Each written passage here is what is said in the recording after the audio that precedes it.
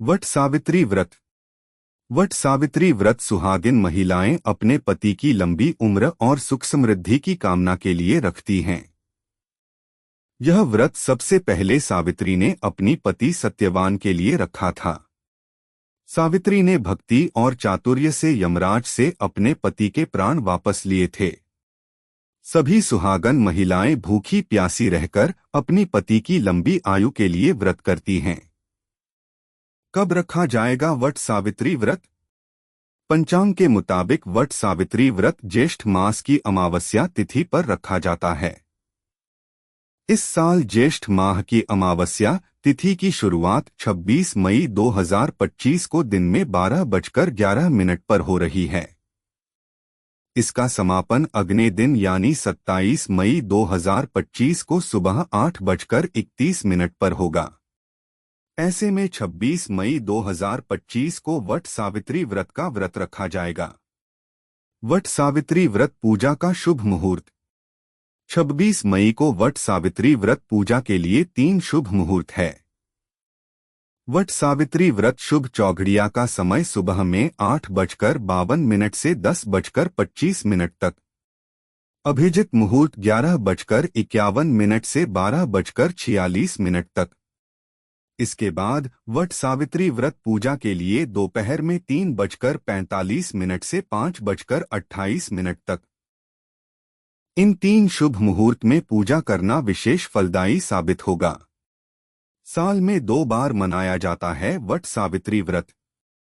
बता दें कि देश के अलग अलग हिस्सों में वट सावित्री व्रत अलग अलग तिथि पर किया जाता है। उत्तर भारत में वट सावित्री अमावस्या को मनाया जाता है, जबकि महाराष्ट्र व दक्षिण भारत में यह व्रत ज्येष्ठ पूर्णिमा को वट पूर्णिमा के रूप में रखा जाता है, जो इस बार 10 जून को है। उत्तर प्रदेश, बिहार सहित उत्तर भारत के राज्यों में 26 मई को वट सावित्री व्रत किया जाएगा। वट सावित्री व्रत की पूजा विधि।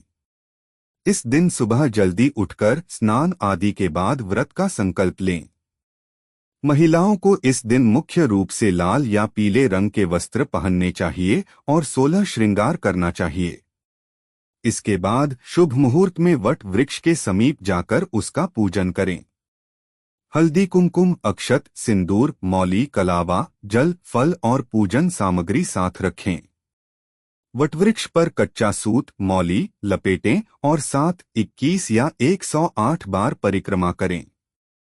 फिर सावित्री सत्यवान की कथा पढ़ें और पति की लंबी उम्र की कामना करें और आशीर्वाद लें। व्रत का पारण अगले दिन जल या फलाहार से करें। वट सावित्री व्रत कथा। वट सावित्री व्रत सावित्री और उनके पति सत्यवान को समर्पित त्योहार माना जाता है।